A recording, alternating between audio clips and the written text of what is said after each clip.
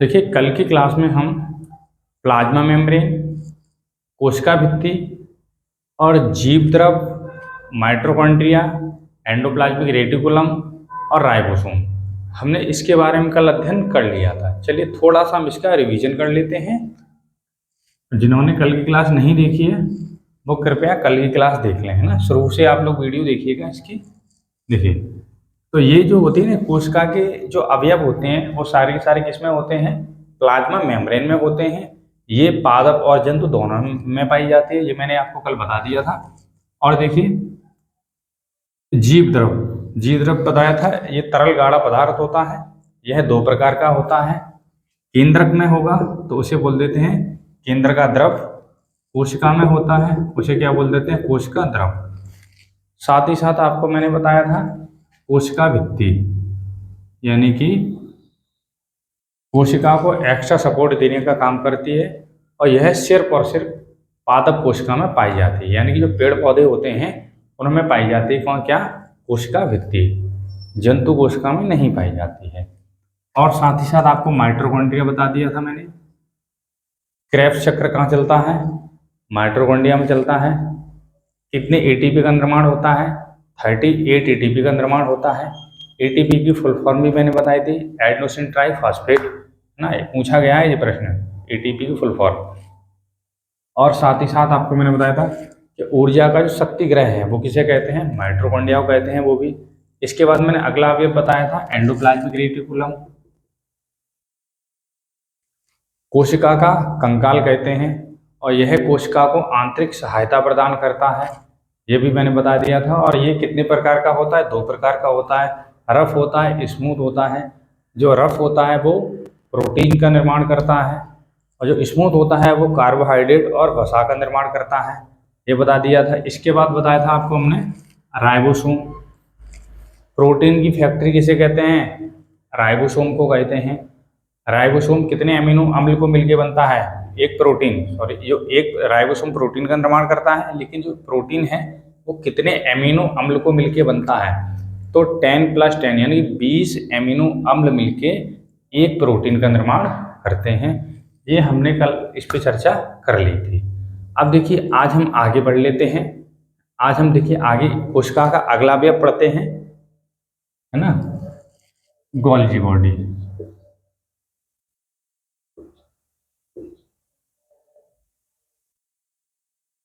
इसे हिंदी में कहते हैं गोल्जी काय। देखिए, सबसे पहली बात आती है कि गोल्जी बॉडी खोज किसने की थी। देखिए, इसकी खोज की थी कैमिलो गोल्जी ने की थी। और इसका दूसरा नाम क्या है? तो इसे दूसरा नाम कहते हैं ट्रैफिक पुलिस। इसे ट्रैफिक पुलिस भी कहते हैं। प्रश्न आता है कोशिका का ट्रैफिक पुलिस किसे कहा जाता है, या कोशिका का यातायात पुलिस किसे कहा जाता है? तो किसे कहा जाता है? गोल्जी काय को। और ये सिर्फ और सिर्फ यूकैरियोटिक कोशिका में पाई जाती है। चलिए यहाँ लिख लेते हैं, नोट कर लेते हैं। इसकी जो खोज की थी कैमिलो गोल्जी। खोज किसने की थी? कैमिलो गोल्जी ने की थी। और इसे ट्रैफिक पुलिस भी कहते हैं, ट्रैफिक पुलिस।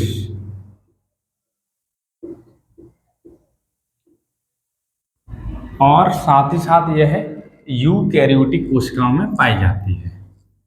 यह यूकैरियोटिक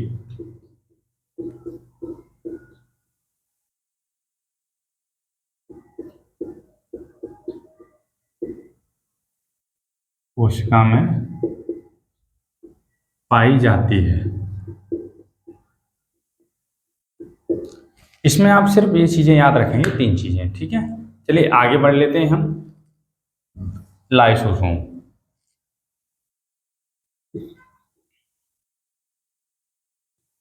लाइसोसोम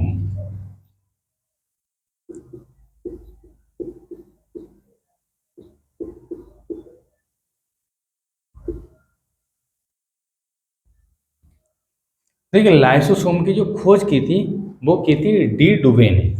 तो लिख देते हैं यहाँ पे लाइसोसोम की खोज किसने की थी। पहला प्रश्न यहाँ से बनेगा, इसकी खोज डी डुवे। इसकी खोज किसने की थी? डी डुवे। यह देखिए क्या करता है, यह कोशिका में पाचन का कार्य करता है। किसका कार्य करता है? कोशिका में पाचन का कार्य करता है। कोशिका में पाचन का कार्य करता है ना। देखिए साथ ही साथ इसमें HCl पाया जाता है। क्या पाया जाता है? हाइड्रोक्लोरिक अम्ल पाया जाता है ना। तो हम ये लिख देंगे, इसमें क्या पाया जाता है? HCl पाया जाता है, हाइड्रोक्लोरिक अम्ल पाया जाता है, ठीक है ना। और इसी को हम कहते हैं आत्मघाती थैली। प्रश्न आता है आत्महत्या की थैली किसे कहते हैं? आत्महत्या की थैली किसे कहते हैं? लाइसोसोम को, ठीक है ना। जब देखिए होता क्या है, जब कोशिका के अवयव काम नहीं कर रहे होते हैं तो ये क्या करता है, ये अपने को यानी कि क्षति पहुंचा देता है ना। यानी खुद ही डिस्ट्रॉय हो जाता है, खत्म हो जाता है। तो क्या होता है, पूरी कोशिका होती है, पूरी कोशिका क्या हो जाती है? खत्म हो जाती है। इसीलिए इसे क्या कहा जाता है? कोशिका की आत्महत्या की थैली या आत्मघाती थैली, ठीक है ना। तो लिख देते हैं कोशिका की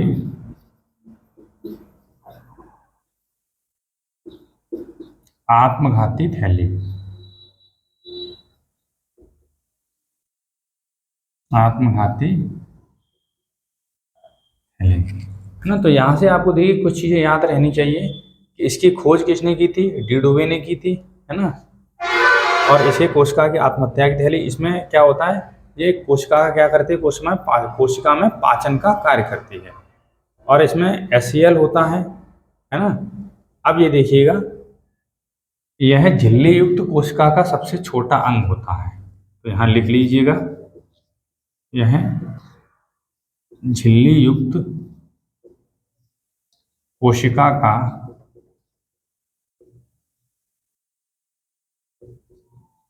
सबसे छोटा अंग, सबसे छोटा अंग।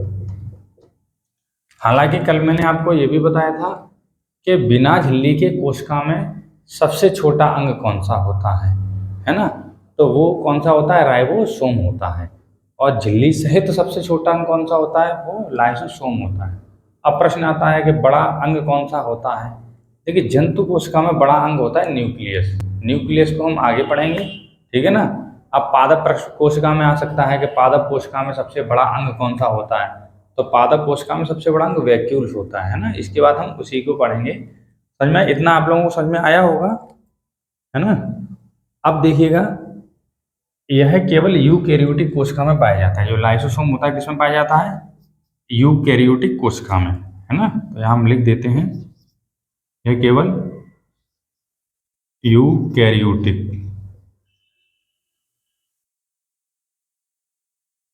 यूकैरियोटिक कोशिका में पाया जाता है।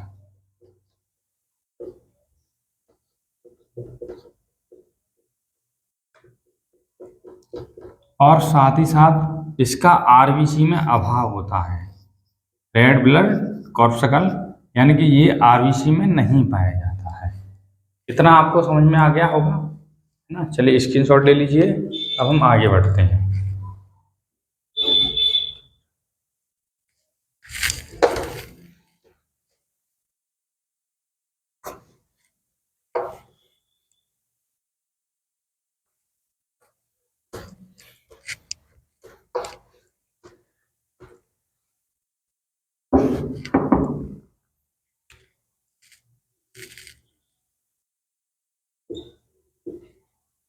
वैक्यूल्स, है ना, इसे बोलते हैं रसघानी या रिक्तिका, या इसे क्या बोलते हैं? रिक्तिका। अब देखिए इसके बारे में आपको कुछ पॉइंट याद रखने होंगे। ये वैक्यूल्स होता है, ये पादप, है ना, और जंतु दोनों कोशिका में पाया जाता है ना। लेकिन ये पादप कोशिका में ये सबसे बड़ा होता है। पादप कोशिका में ये क्या होता है, बड़ा होता है ना।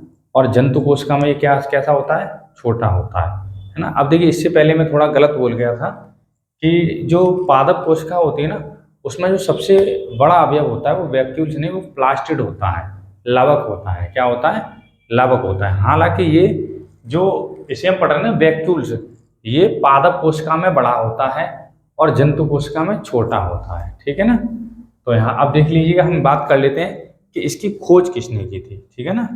तो देखिए, इसकी जो खोज की थी वो डुजार्डिन ने की थी, है ना। खोज डुजार्डिन,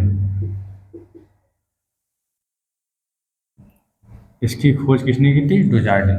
देखिए, सबसे पहले ये प्रोटोजोआ में देखा गया था, लेकिन इसे श्वसन अंग समझा गया था। इसे क्या समझा गया था, श्वसन अंग, है ना। अब देखिए, डुजार्डिन ने क्या देखा इसमें कि सितारों जैसी संरचना थी। तो इन्होंने क्या किया, जो सितारों को, डुजार्डिन ने सितारों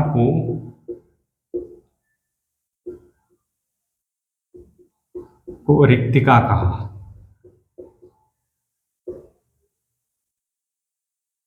ठीक है ना। डुजार्डिन ने क्या कहा, सितारों को रिक्तिका कहा। इन्होंने इसे खोजा था, है ना। आधुनिक यही है, माने जाते हैं इसके आधुनिक खोजकर्ता।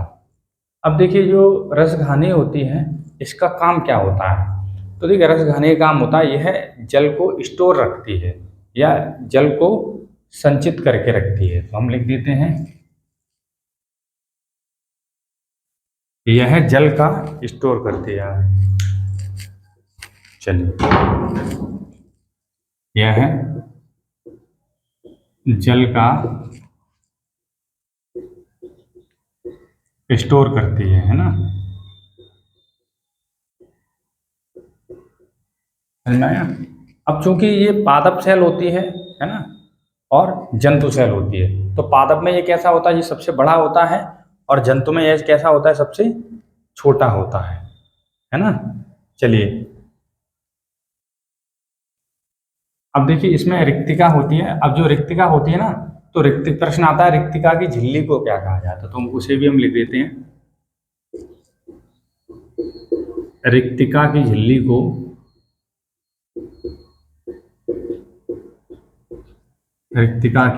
को टोनोप्लास्ट कहते हैं। क्या कहते हैं, टोनोप्लास्ट, टोनोप्लास्ट कहते हैं। ठीक है ना। तो जो रिक्तिका की झिल्ली होती है, तो इसे क्या कहते हैं, इसे टोनोप्लास्ट कहते हैं। ठीक है ना। और देखिए, जो टोनोप्लास्ट है ना, इसकी खोज किसने की थी। प्रश्न आता है, टोनोप्लास्ट की खोज किसने की थी। तो लिख देते हैं, इसकी खोज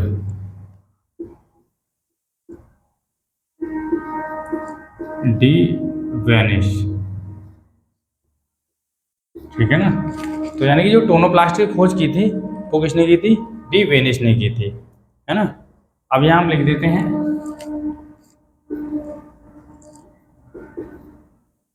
यह पादप कोशिका में, पादप कोशिका में बड़ा होता है। इसका साइज कैसा होता है, बड़ा होता है। और जो इसकी और इसकी देखिए, जो पादप कोशिका में जो इसकी संख्या होती है वो कम होती है। अब बड़ी चीज होगी तो कम आ पाएगी। तो हम लिख देते हैं, कौमा संख्या क्या होती है, संख्या इसकी कम होती है ना। और देखिएगा, जंतु कोशिका में,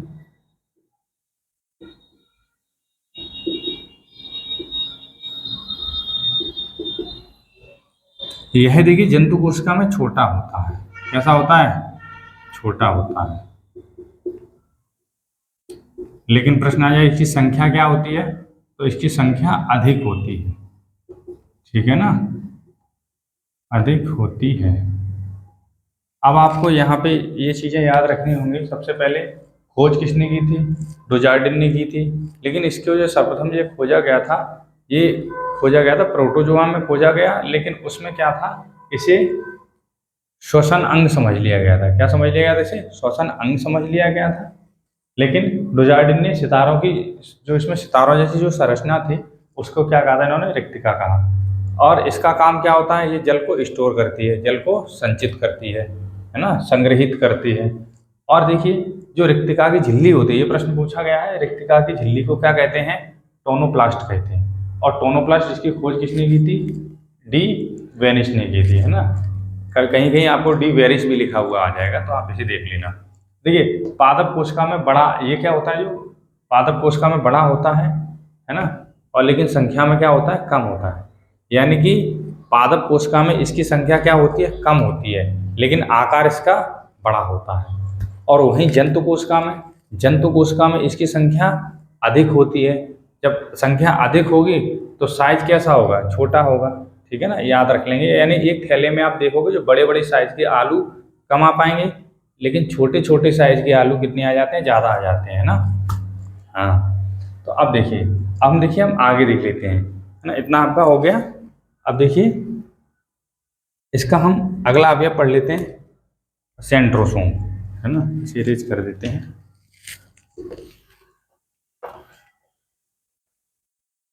सेंट्रोसोम,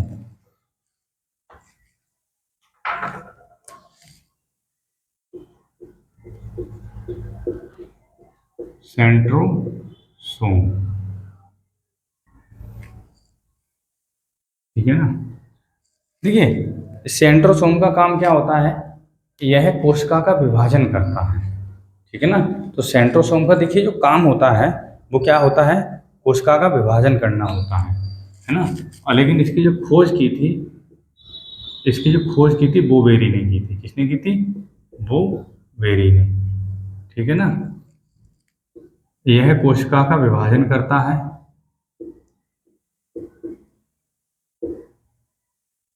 यह कोशिका का विभाजन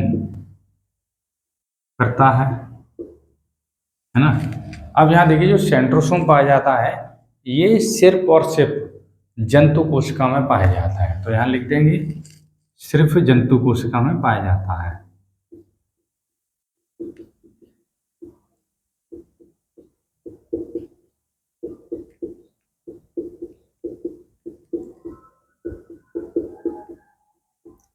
अब यहाँ देखिए, जब हमारे कहीं चोट लग जाती है, हम कट जाते हैं, है ना, जो घाव होता है वो घाव सही कैसे होता है?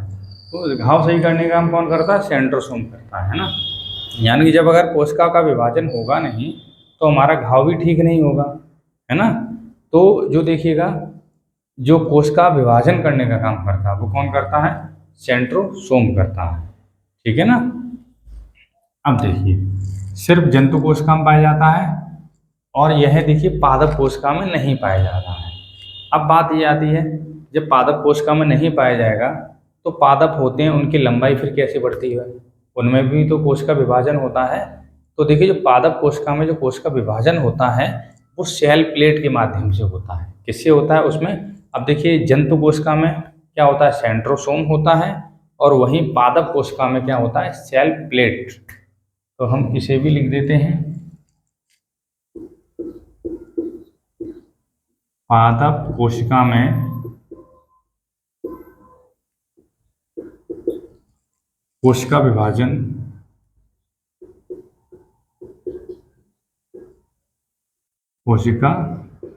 विभाजन सेल प्लेट के माध्यम से होता है। सेल प्लेट माध्यम से होता है। यानी कि उसमें क्या होता है? एक के ऊपर एक प्लेट है। जैसे कि हमारा जो शरीर होता है सारे के सारे ऑर्गन यानी अंग बढ़ते हैं हम लोगों के, लेकिन जो पादप होते हैं उनका क्या होता है? उनमें प्लेट यानी कि प्लेट के फॉर्म में, जिस प्रकार से आप देखिएगा, अगर कोई भी पेड़ है उसकी लंबाई है ना। अब जी अभी इसका क्या हो रहा है? अभिवृद्धि हो रही है इसकी, यानी कि इसकी बढ़ोतरी हो रही है। अगर हम यहाँ पे कोई भी कील या कोई भी चीज़ यहाँ पे हम बांध देते हैं या कोई भी कील ठोंक देते हैं, है ना। अब देखिए होगा क्या, जब आप 2-3 वर्षों के बाद देखोगे तो कील आपको वहीं उसी स्थान पे मिलेगी, लेकिन पेड़ की लंबाई बढ़ गई होगी, है ना। क्यों? क्योंकि इसमें पेड़ की खिंचाव नहीं होता है, यानी सेल प्लेट के माध्यम से क्या होता है, इसकी कोश का विभाजन होता है या पेड़ की हाइट बढ़ती है। समझ में आ गया? लेकिन हम लोगों में ऐसा नहीं होता है। हम लोग क्या होते हैं, कहीं जल जाते हैं, जैसे छोटे बच्चा हो गया जल गया कंधे पे, है ना। लेकिन जब उसकी लंबाई बढ़ती है तो वही उसका जो निशान है यहाँ बाएं पे आ जाता है। समझ में आया? हाँ, है ना। क्योंकि मेरे साथ ऐसा हुआ था, इसलिए मैंने खुद का ही एग्जाम्पल दिया है। मैं यहाँ जल गया था इस वाले हाथ में, ठीक है, लेकिन आज वो निशान यहाँ पे आ गया है। तो अब देखिएगा, और लेकिन पादपों के साथ में ऐसा नहीं होता है, ठीक है। चलिए, ये समझ में आया होगा आप लोगों के। अब यहाँ देखिएगा आगे,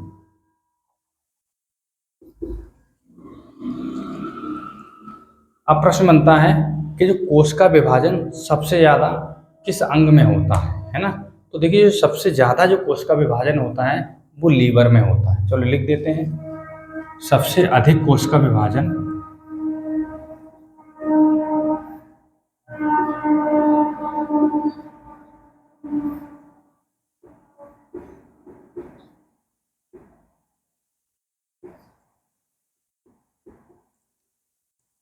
कहाँ होता है? लीवर, यानी कि यकृत।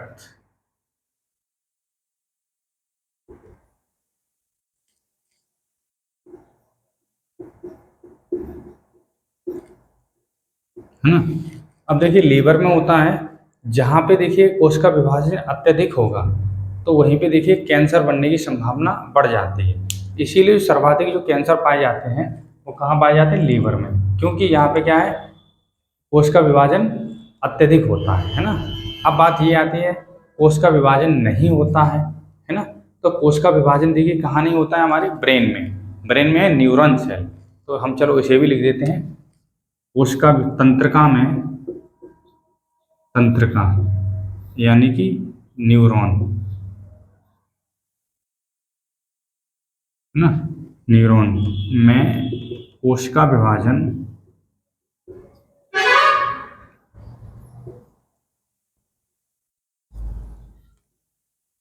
नहीं होता है,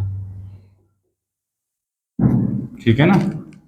अब देखिए, इसीलिए यानी कि अगर सर में किसी की चोट लग जाए, सर में क्या है हमारा जो ये क्रेनियम हड्डी है, आपको स्केलेटल सिस्टम में पढ़ाऊंगा, ये हमारी क्या है? क्रेनियम हड्डी है। इसके अंदर हमारा क्या ब्रेन है ना। लेकिन इसमें सबसे पहले लेयर है जो ब्रेन है ना, किस लेयर में से कवर्ड है ना। तो वो है आपकी मेनिंजाइट लेयर होती है, उसी में हमारा क्या रखा हुआ? ब्रेन। जब चोट अंदर तक पहुंच जाती है ना, हाँ, ब्रेन तक, तो व्यक्ति को जो है कोमा में जाने की संभावना रहती है या व्यक्ति की डेथ भी हो सकती है, ठीक है ना। और थोड़ा बहुत बचा तो वो गजनी टाइप का हो जाएगा, याददाश्त चली जाएगी, ठीक है ना। हाँ, तो इसीलिए तंत्रिका में क्या होता है? न्यूरॉन में। इसीलिए हमको जब कभी भी चलना चाहिए, बाइक वगैरह चला रहे होते हैं तो हेलमेट लगा के रहना चाहिए, है ना। हाँ, क्योंकि बाकी का कहीं पे चोट वोट लग जाएगी तो वो ठीक भी हो जाएगी, क्योंकि हर जगह कोश का विभाजन होता है। हड्डी टूट जाएगी उसमें भी सेल डिवीजन होता है ना। हड्डी की उसमें 3 प्रकार की होती हैं, ऑस्टियोब्लास्ट, ऑस्टियोसाइट। लेकिन ब्रेन में चोट लग जाती है, इसमें कोश का विभाजन तो होता नहीं है। इसीलिए बल दिया जाता है कि हेलमेट लगा के ही चलना, ठीक है। चलिए आगे देख लेते हैं हम, है ना। ये उम्मीद करता हूँ ये चीज़ें आपको समझ में आ रही होंगी, ठीक है ना।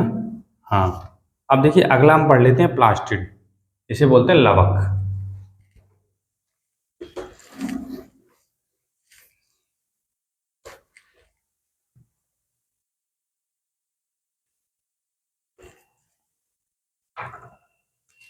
लवक,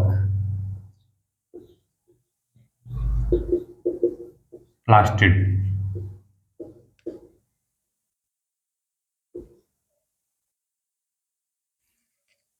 देखिए, जो प्लास्टिड होता है ना, ये सिर्फ और सिर्फ पादप कोशिका में पाया जाता है, यानी कि जंतु कोशिका में यह नहीं पाया जाता है, ठीक है ना। अब देखिए, इसकी जो खोज की थी अर्नेस्ट हैकल ने की थी। तो लिख देते इसकी खोज अर्नेस्ट हैकल ने की थी, अर्नेस्ट हैकल ने की थी, ठीक है ना। तो देखिए, जो लवक है ना, प्लास्टिड, इसकी खोज किसने की थी? अर्नेस्ट हैकल में की थी, हैकल ने की थी। और यह देखिए सिर पर सिर्फ किसमें पाया जाता है? पादप कोशिका में पाया जाता है। तो यहाँ लिख देते हैं, यह सिर्फ पादप कोशिका में पाया जाता है।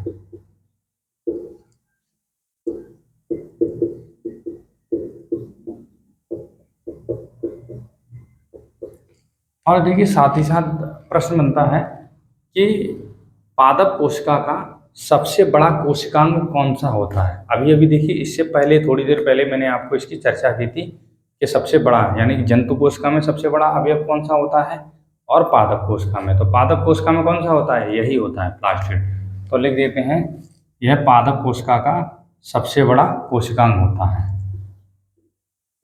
यह पादप कोशिका का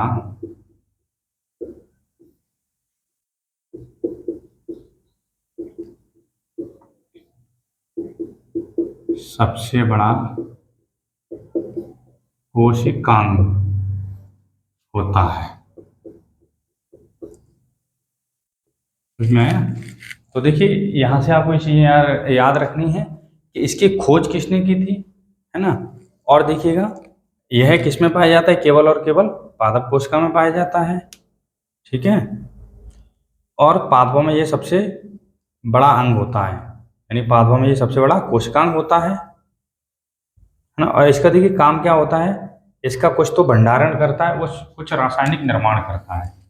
तो देखिए कुछ भंडार करता है या भंडारण करता है और कुछ रसायन निर्माण करता है, या लिखो और रसायन निर्माण करता है, रसायन निर्माण करता है ना। अब यह देखिए यह 3 प्रकार का होता है। कितने प्रकार का, 3 प्रकार का, है ना। क्लोरोप्लास्ट, क्रोमोप्लास्ट और ल्यूकोप्लास्ट। कितने प्रकार का, 3 प्रकार का। क्रोमोप्लास्ट, है ना, क्लोरोप्लास्ट, क्रोमोप्लास्ट और ल्यूकोप्लास्ट। चलिए इसे हम हिंदी में भी लिख लेते हैं। हिंदी में बोलते हैं क्लोरोप्लास्ट को हरित लवक।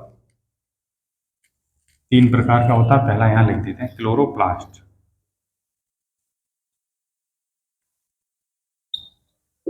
हरित लवक, हरित लवक।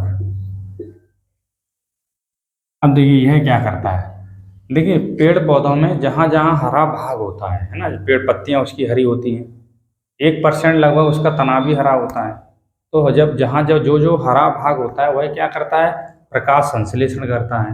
जब प्रकाश संश्लेषण करेगा तो किसका निर्माण होगा, भोजन का। यानी पेड़ पौधे अपना भोजन क्या करते हैं, स्वयं बनाते हैं, है ना।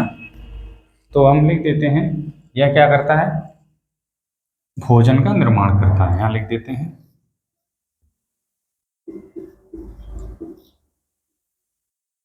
भोजन का निर्माण करता है ना। और साथ ही साथ यह पाया कहाँ जाता है, यह पत्तियों में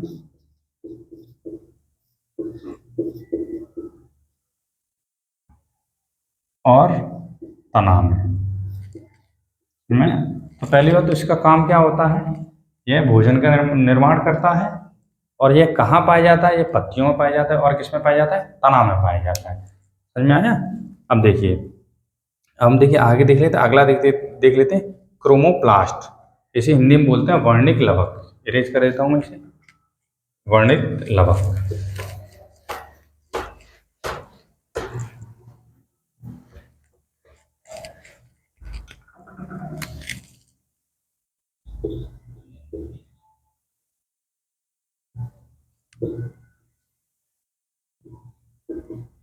वर्णिक लवक, ठीक है ना।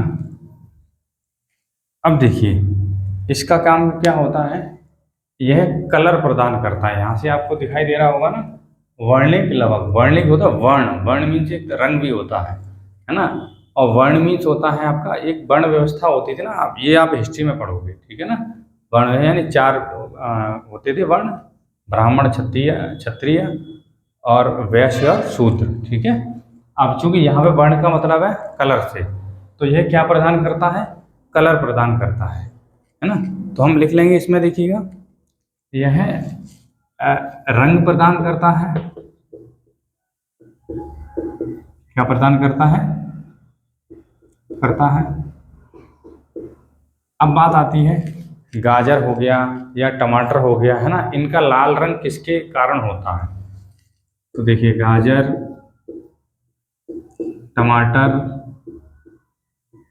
है ना, तो इनका जो लाल रंग होता है ना, लाइकोपीन के कारण होता है। किसके कारण होता है? लाइकोपीन कलर प्रदान करता है ना, लाइकोपीन, है ना। अब बात आती है, देखिए अन्य कुछ चीज़ों के और हम नाम लिख लेते हैं, ठीक है ना। जैसे आपका गाजर का नारंगी रंग हो गया, या फिर नारंगी रंग, जो भी फल होते हैं उनका जो नारंगी रंग होता है वो कैरोटीन के कारण होता है। तो जो नारंगी रंग होता है वो किसके कारण होता है? कैरोटीन, कैरोटीन के कारण होता है ना। अब जैसे कि चुकंदर हो गया, है ना, चुकंदर का जो देखिएगा रंग होता है ना, वो किसके कारण होता है? वेटाइन के कारण होता है। किसके कारण होता है? वेटाइन।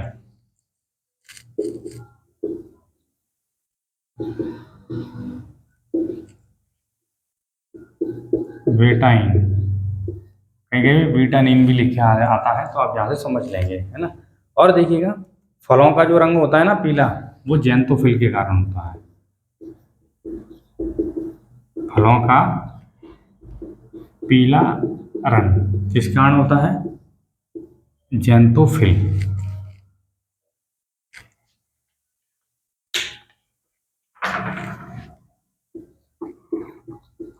ज़ैंथोफिल के कारण, है ना। चलिए आप इसे लिख लीजिए, स्क्रीनशॉट ले लीजिएगा। हम देखिए आगे, हाँ एक और हमारा रह गया ल्यूकोप्लास्ट, उसे भी लिख लेते हैं, ल्यूकोप्लास्ट, है ना। अब देखिए हिंदी में इसे कहते हैं अवर्णिक लवक। क्या कहते हैं? अवर्णिक लवक।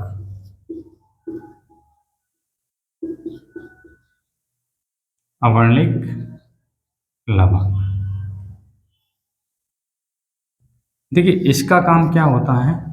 यह भोजन को संग्रहित करता है, यानी कि भोजन को स्टोर करके रखता है। तो लिख देते हैं यह भोजन को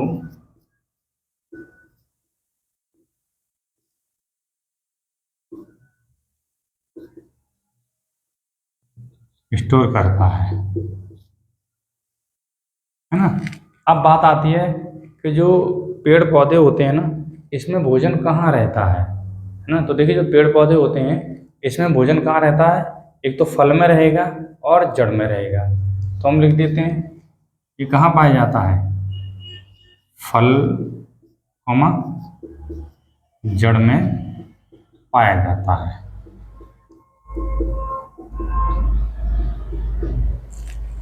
ना। तो कहाँ कहाँ पाया जाता है? ये फल में और जड़ में पाया जाता है। ठीक है, चलिए इरेज कर देता हूँ। अब हम देखिए थोड़ा आगे बढ़ लेते हैं।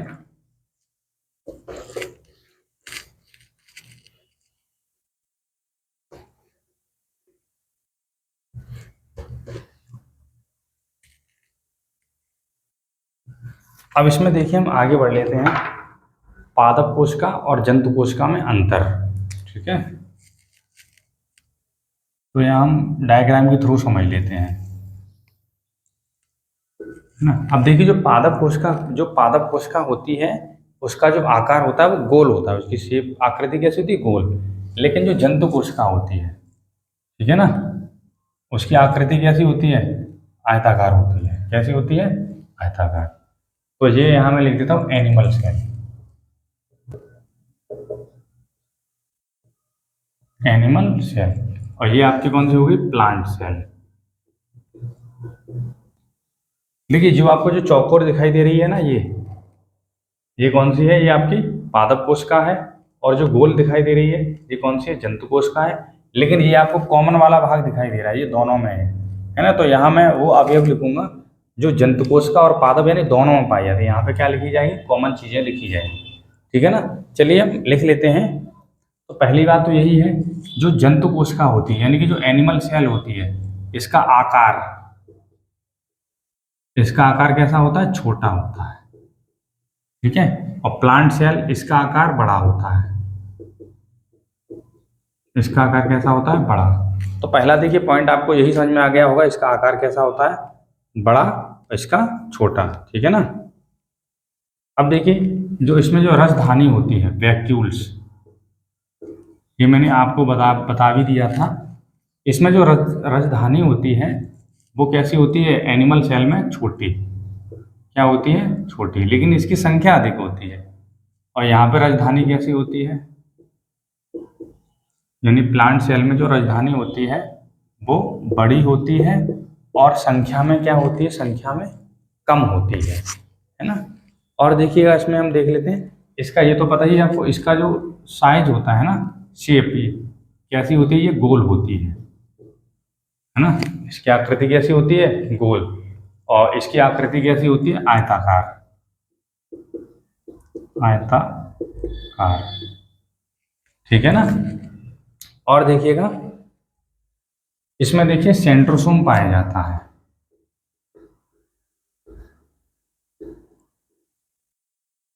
यानी जंतु कोशिका में सेंट्रोसोम होता है, लेकिन पादप कोशिका में सेल प्लेट। तो यहां हम लिख देते हैं इसमें क्या पाया जाता है? सेल प्लेट, ठीक है ना। इसमें देखिए जंतु कोशिका में सीलिया फ्लैजेला पाया जाता है, सीलिया और फ्लैजेला। अब इसे आप समझ लीजिएगा, सीलिया और फ्लैजेला किसे कहते हैं? सीलिया और फ्लैजेला, देखिए वह कोशिका जो गति करती है, समझ में आया? उसी को हम क्या कहते हैं? सीलिया और फ्लैजेला कहते हैं। अब ये कोशिका कहाँ पाई जाती है? देखिए जैसे मनुष्य का क्या हो गया? ओवम हो गया, वो सॉरी, हाँ ओवम हो गया, है ना। और शुक्राणु है ना, शुक्राणु को हिंदी में क्या? स्पर्म, ठीक है ना। यानी शुक्राणु हो गया और अंडाणु हो गया, ये कोशिकाएं क्या करती हैं? गति करती हैं, ठीक है। चलिएगा, तो ये आपको समझ में आ गया होगा, सीलिया और फ्लैजेला। प्रश्न आता है कि निम्नलिखित में से कौन सी कोशिका गति करती हैं? तो सीलिया और फ्लैजेला, ठीक है। अब इसमें से बड़ा पूछा जाता है, सीलिया और फ्लैजेला में जो बड़ा कौन सा है? तो सीलिया और फ्लैजेला में बड़ा कौन सा है? फ्लैजेला। सीलिया छोटी है और फ्लैजेला बड़ा है। चलिए अब देखिए, अब हम इसमें देख लेते हैं, है ना। तो इसमें देखिएगा, इसमें कोशिका भित्ति पाई जाती है। क्या पाई जाती है? कोशिका भित्ति। लेकिन इसमें एनिमल सेल में कोशिका भित्ति नहीं पाई जाती है ना। अब इसमें देखिए जो लवक होता है, लवक मैंने आपको बताया था प्लास्टिड, है ना। तो इसमें लवक नहीं होता है,